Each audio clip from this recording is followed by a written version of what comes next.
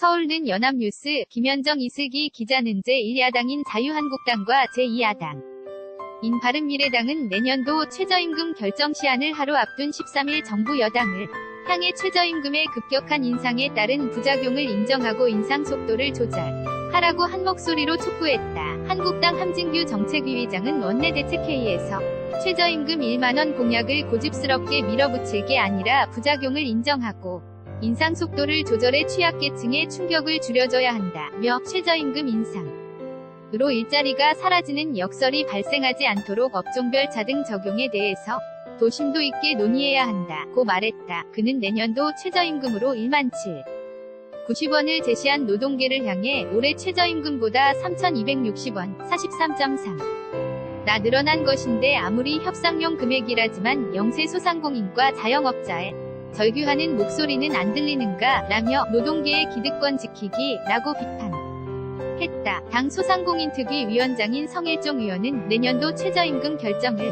앞두고 소상공인들이 처절하게 몸부림치고 있는데 업종별 최저임금 차등화와 5인 미만 사업장에 대한 새로운 배려가 필요하다며 정부가 막다른 절벽에 몰린 소상공인과 자영업자의 호소에 귀를 기울여달라고 말했다. 원내 대책회의에서 발언하는 김성태 서울는 연합뉴스 김주형 기자는 자유한국당 김성태 당대표 권한대행 오른쪽 두 번째 23일 오전 국회에서 열린 원내 대책회의에서 발언하고 있다. 2018년 7월 13일 kjhpress/ina.c5.kr 바른미래당 김동철 비상대책위원장은 비대위 회의에서 지금의 최장 고용 쇼크는 소득주도성장과 급격한 최저임금 인상이 주범이라며 오죽하면 벼랑 끝에 내몰린 350만 소상공인이 최저임금 불복종 투쟁을 거론하며 절규하겠나 라고 반문했다. 김 위원장은 청와대 자영업자 소상공 인비서관 신설 가능성이 거론된 데 대해 자영업자 소상공인이 몰락 위기에 처한 이유가 급격한 최저임금 인상 등 잘못된 정책 때문이지 담당기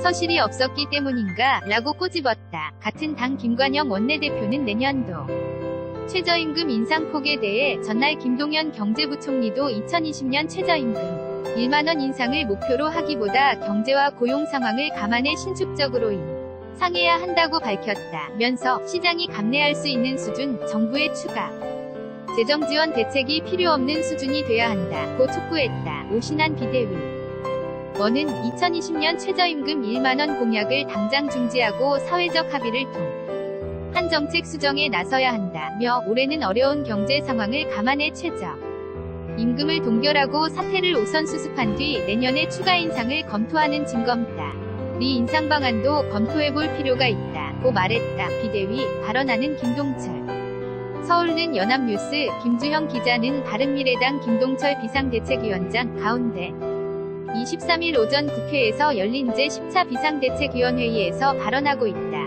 2018년 7월 13일 kjhpress/yna.co.kr yjkim84-na.co.kr 2018년 7월 13일 15시 40분